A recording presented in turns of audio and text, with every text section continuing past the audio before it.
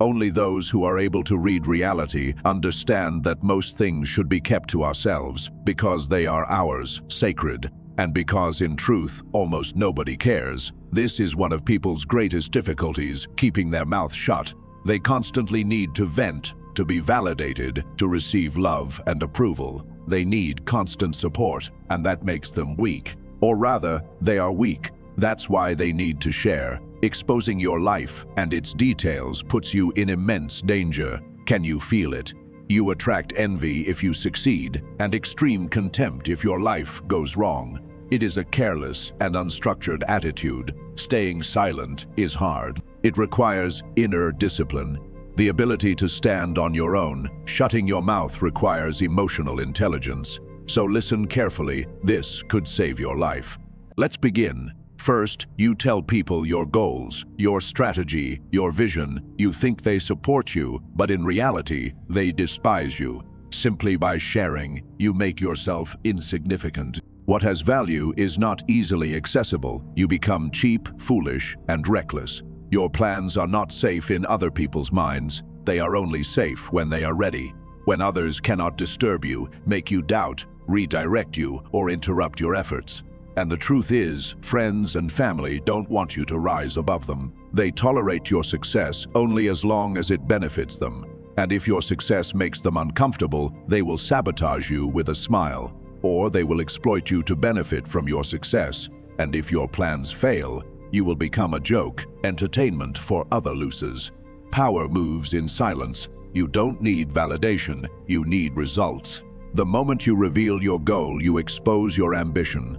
That's why intelligent people move in silence. Mystery has gravity, and results that appear out of nowhere carry an aura. With silence, you win twice.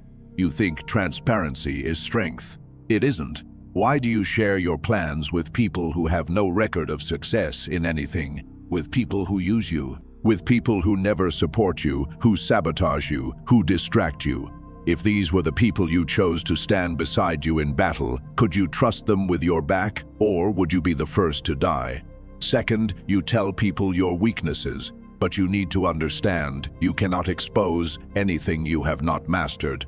Your weaknesses are yours to understand and analyze. They are your responsibility. Think, what do you gain by exposing yourself and bleeding in front of others? Respect, friendship, sympathy, or vultures waiting for their next meal. The greatest betrayals happen after the exposure of weakness, and the greatest betrayals come from familiar faces. Look at that friend who always provided a luxurious life for his family. What happened after he announced he was ill? What would happen to you if you revealed your deepest pain to those you've given the most to? Look at those who lost everything after their own family deemed them irrelevant. Anyone who wants to maintain position and respect does not show themselves bleeding. Be selective about who surrounds you. If your companions in battle don't have blood on their swords, it is not safe to trust them. Cut off all the others, traitors, without mercy. No repeat offenders. The deepest wounds are the ones that must remain most hidden. So, what do?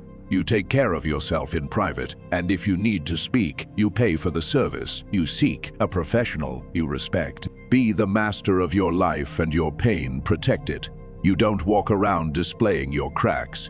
You appear before others like a storm, fearless, thriving where others kneel. That is how you earn respect. Third, you tell people how much you earn. A terrible mistake. You've just painted a target on your back. Swarms of leeches will try to extract from you parents, siblings, friends. That woman who aborted every child without remorse suddenly now desperately wants to be the mother of your children, as if it were the most beautiful and important thing in the world for her. The incompetent, who never achieved anything on their own, now see you as an easy resource to exploit. For every small favor, they ask for the world.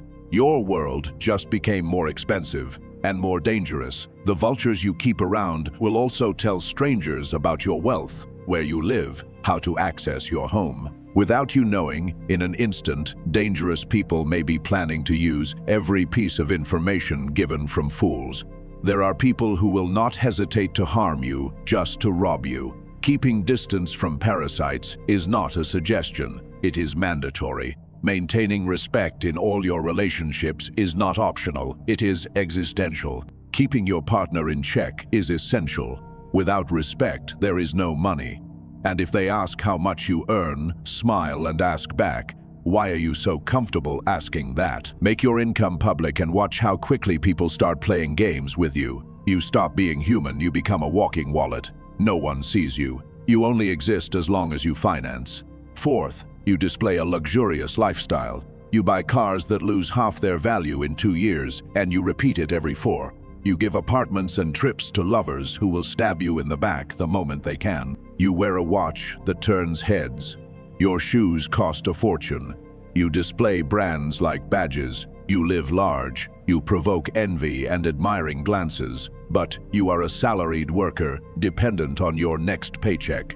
If the economy turns, you stop sleeping, you stop being relevant, you stop being admired. You have built nothing except a crowd of parasites around you and an addiction to their flattery. Communication is not only verbal, you communicate even louder through how you carry and present yourself. Stop being a clown in someone else's circus. There is a reason old money is discreet and new money is loud. Stop signaling what you are not. It's fake. You are not fooling anyone but yourself. Belonging to a certain class is not about acquiring things. To gain status, you need power, and power comes with silence, intelligence, and strategy. Power comes with respect. True power comes from discretion. It comes from freedom. It does not come from being a bootlicker. The truly rich and powerful remain so by convincing pawns to waste time and money pretending for others. The owner of the IKEA chain can ride the subway and inspect stores almost anonymously, with total freedom, because he doesn't behave or display himself. Like a circus monkey, he leaves that to the replaceable fools that work for him. He doesn't show his face on social media, nor his wife or children. Those who create wealth and systems don't need that.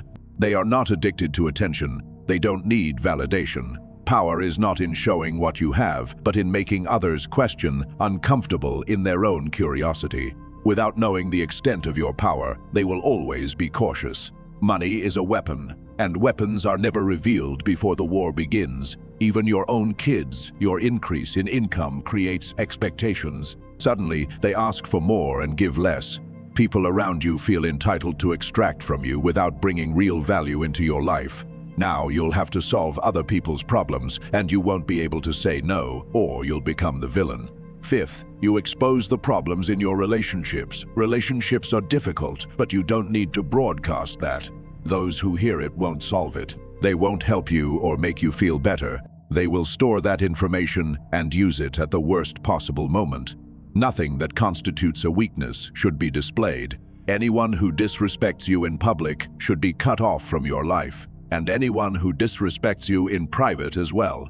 The moment you show weakness, that image becomes permanent in others' minds, weak forever. Did you grow up without a father, without support? Were you abused? Is your mother an alcoholic? That is not just misfortune.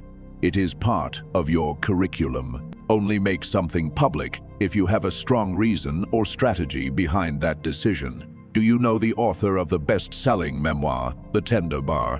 The young man was abandoned by his father as a baby, with no meaningful memory of him, and built his entire adult life around that pain. He presented himself through that pain, without identity, without self-esteem. Even while attending Yale, being a brilliant mind, his peers quickly saw him as weak, not as an equal, not as someone with superior potential. What did that bring him? Humiliation, poor relationships, contempt, being looked down.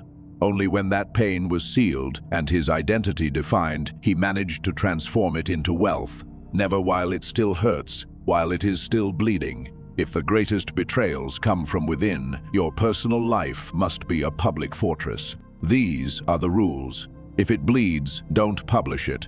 If it hurts, don't display it. If it is sacred, protect it. What is used emotionally will be used strategically. Control the narrative, or you will be controlled by it. You do not bleed where vultures fly, and you do not hand your scars to strangers, unless you have a well-founded strategy. But let's get to the brutal truth. Why do people feel the need to share their goals and problems? Validation. They want others to believe in them, so they don't have to carry the weight alone. And they open themselves to others' doubts, even without malice.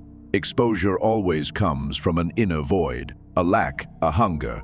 They need to be seen as ambitious, competent. They need to be loved, admired. But now others already know. The inner fire is gone, the pressure is gone. They've already cashed in the validation. Don't let this be you.